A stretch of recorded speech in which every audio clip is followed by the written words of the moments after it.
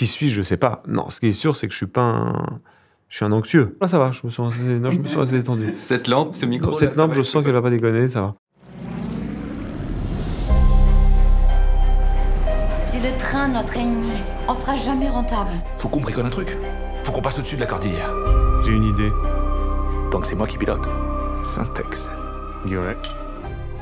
Le film Syntex raconte le segment de la vie de Saint-Exupéry et d'Henri Guillaumet, ainsi que la femme d'Henri Guillaumet, enfin Noël Guillaumet, pendant qu'ils travaillaient à l'aéropostale en Patagonie. C'est-à-dire qu'ils étaient chargés de livrer le courrier, même prendre la cordillère des Andes, la survoler, et donc organiser la communication entre les hommes. Saint-Exupéry a eu beaucoup d'accidents d'avion.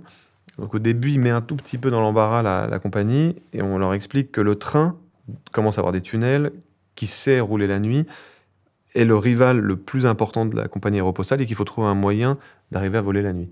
Ou en tout cas de plus faire des détours et de trouver... Mais, sauf que les avions sont plafonnés à une certaine altitude.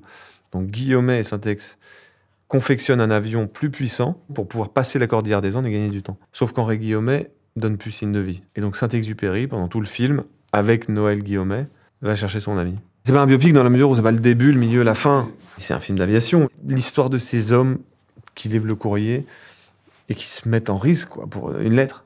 Enfin, pour 10 lettres peut-être, mais qui... Ce qui est une philosophie qu'aujourd'hui on peut pas vraiment comprendre. Qu'est-ce qui vous a convaincu de jouer dans ce film?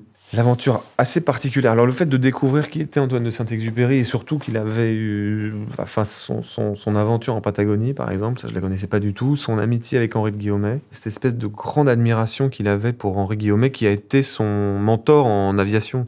Et j'ignorais que Saint-Exupéry avait une fascination pour l'aviation à ce point. Je pense même qu'il a même écrit pour prolonger les impressions de vol, ou en tout cas pour communiquer ce que c'était que de voler, alors dans un moment où très peu de gens avaient eu le privilège de se mettre à 2-3 000 mètres de la Terre, quoi. Le projet du film, il était assez incroyable. J'avais jamais participé à un film en studio, où le metteur en scène allait aller tourner les images 6 semaines en Patagonie, dans des conditions extrêmes, les ramener et incorporer les acteurs dans ces images. La présence aussi de Vincent Cassel, qui allait jouer Guillaumet, je trouve que c'était une idée parfaite pour le personnage.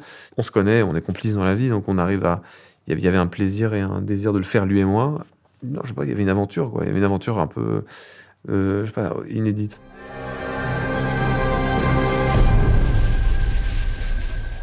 Tout de suite, on s'est dit avec Pablo, c'est l'esprit de Saint-Exupéry qu'on essaie de trouver, l'esprit qu'on fantasme qu'il devait avoir, plutôt que la ressemblance physique qui était pas du tout le genre de film que Pablo voulait faire. C'est une fierté pour vous de participer à cette mémoire-là?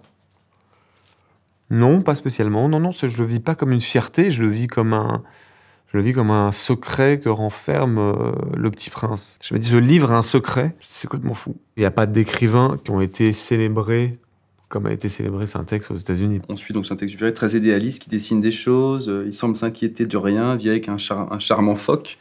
Est-ce que vous trouvez que notre époque manque d'une telle légèreté? C'est les années 30, donc c'est les années folles, quoi. Parfois, je pensais à vous un peu comme Jack Sparrow. Vous savez, c'est très oui, tranquille. Vous avez ce côté dilettante? Ouais. Vous êtes qui? Je suis l'inverse, je pense, de la personnalité optimiste qu'était Antoine de Saint-Exupéry. Parce que quand même, pour prendre des avions comme ça, à son échelle, il faut être optimiste. Il faut y croire que le truc vole. Je veux dire, c'est une boîte de conserve avec une hélice qui, des fois, à mon avis, devait s'arrêter en vol.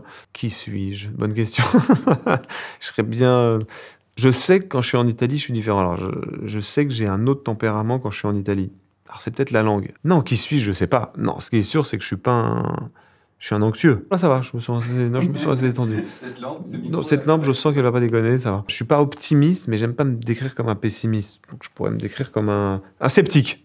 Et vous aimeriez avoir une telle postérité que dans 100 ans, on fasse Garel?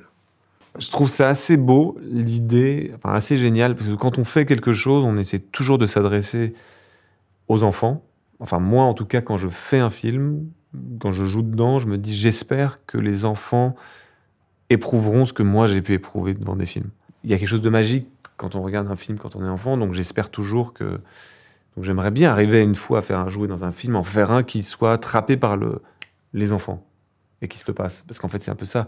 D'ailleurs, c'est la grande question du Petit Prince de Saint-Exupéry, c'est est-ce que c'est les enfants qui se l'attrapent entre eux ou est-ce que c'est les parents qui le donnent à leurs enfants?